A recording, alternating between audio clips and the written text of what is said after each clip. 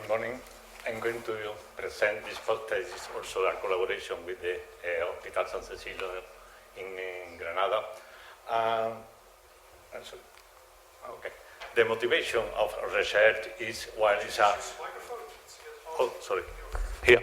Okay, thank you. The motivation of research is while the well-known problem with mitosis ambiguity when you have to decide in hematoxylin. So what the pathologists said that when you look at both stains at the same time, you can decide. So we try to develop an algorithm to do it. So the problem for this is we have to, in some way, but it's not exactly what we do, is to register images in order to know where is the cell in hematoxylin on the PHH3. So we have geometrical deformation and also appearance deformation. So that's what we deal with in our algorithms. So we have three different main parts. One is to remove rigid registration. For that, it's simple. We apply just a fine transformation, but using the bounding box of the whole slide. And the second one is much more difficult because we have to know where the matches are. For that, this is a search approach. We use the PHH3. We take out all the possible objects, in our case, a cell, in fact, and apply the same to the hematoxylin images. For this, we use the routine in QPath. And while we store, in the case of PHH3 in a list, and the case of hematoxylin in a structure, that structure is called ECDP. In this case, we use the information from the list in page 3 as a query in order to retrieve from the ECDP all points who are near to the coordinate from the point we get from the list. In this case, we have all the potential, okay, matches with 1 point in page H3. This is, okay, here, what we have. This is the query, this is the potential, and we build all possible. In order to assess what is the good one, we use a CNN model. In our case, it is a Siamese network. That implies we extract feature from one of the images here and here the same. Both are the same model. They share weight. Here we make a fusion of feature, and here we mixture some similarity distance.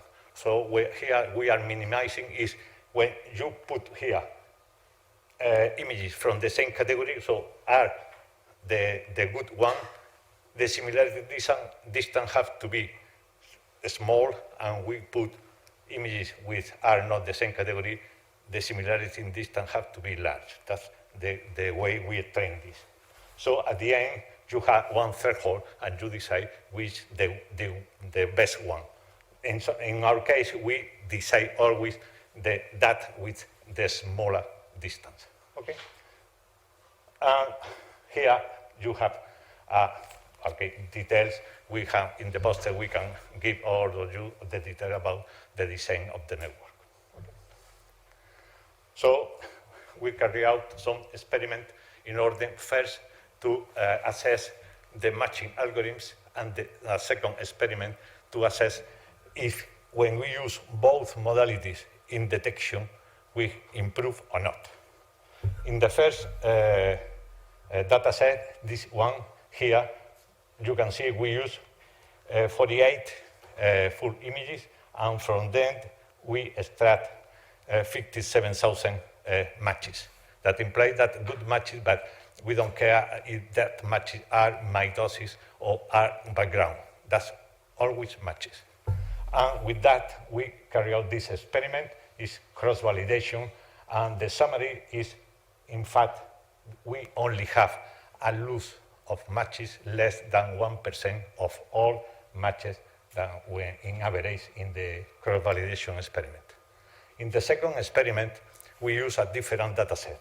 In this case, we use a data set of 17 full images, and we extract, in this case, mitosis, and background.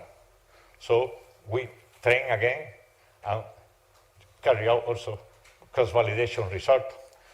That is he says, in both cases, a fight for cross-validation. And the result you can see here when you use one stain, the other stain single, and the combination on both. So in our case, we see there one increment in 2 points in F1 score, what is, I will say, a good improvement. So the result conclusion for us is featured from both stains, improved mitosis detection. Also, the labeling of the mutation takes benefits of using both because you can solve the cases in which you have ambiguity. And also, one thing is, the last one is that our proposal is better adapted to fully, I would say, digital pathology lab workflow, because you have to make twice a stain and twice a scan for every single slide. So perhaps in this case it's single, that in other cases it's much more difficult. That's all. Thank you. Oh, sorry. Oh, thank you. Is there any questions about this? Any questions in this session at all from people is tired.